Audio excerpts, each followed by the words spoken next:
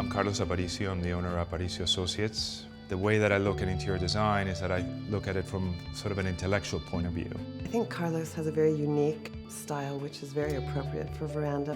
His background is in architecture and in interior design, and I think he beautifully integrated those components into how he approached this apartment. I really appreciated the respect that he showed for the building and for the architecture of Walker Tower. My first impression of the apartment was the fact that the views were completely mesmerizing.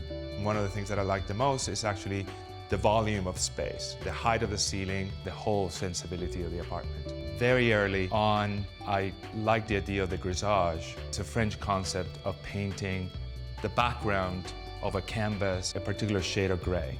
This is why we chose to paint the walls and the ceiling the same gray. So it was this neutral background in which the collection of the objects could be seen against. When thinking about the particular shade of gray that I was interested, I actually chose Benjamin Moore perspective. It's a neutral but warm color that gives a lot of atmosphere to the apartment. And the matte finish was just precisely the way in which I wanted to see the objects. When I first walked into this apartment, I was really struck by what Carlos did. It is actually stunning. It's so chic and so sophisticated and so to the Veranda reader. Originally, this was conceived as a dining room. I decided that this should be the living room. It's a larger room in the first floor. And it became very clear to me that I should swap these two. I decided to put the dining room in the farthest end, surrounded by the view of the city, because I believe, pretty much like myself I do all the time, actually I have double functions for a dining room. I use the dining room just as a work surface and to contemplate. In choosing the fabric for the apartment, I chose this incredibly beautiful raw silk with this idea of the lines. So when you closed the curtains, you actually would see the insinuation of the lines sort of gliding above the city. One of my favorite pieces in this living dining area is the light fixture by Carl Westman. I think it adds a softness to the room, but it also has sort of a modern appeal. Behind this incredible looking screen, this nice bar.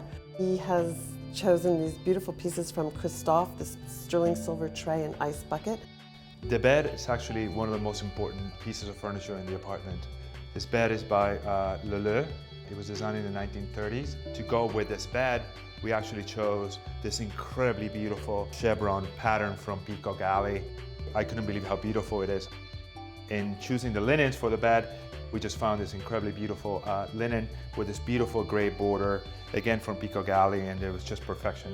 One of my favorite pieces in this room is this pair of Jean-Michel Franck parchment-covered chairs. I think they're so stylish and so chic, and by the way, they're really comfortable.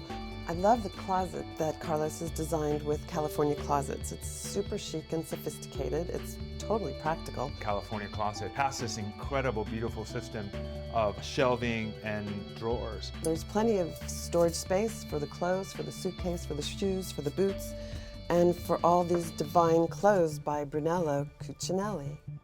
This room was supposed to be a guest bedroom, but I wanted the idea of the bed as a day bed. You can take the bolsters off of the bed and basically just dress up as a twin bed. So it serves that dual function.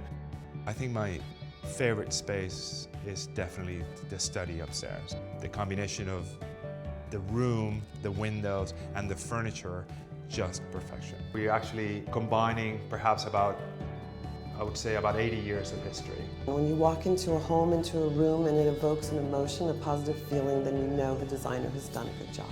Every room seems to have a signature piece that you don't forget. It's so sophisticated, it's so chic, and it's classically modern and timeless, which is exactly what Veranda is.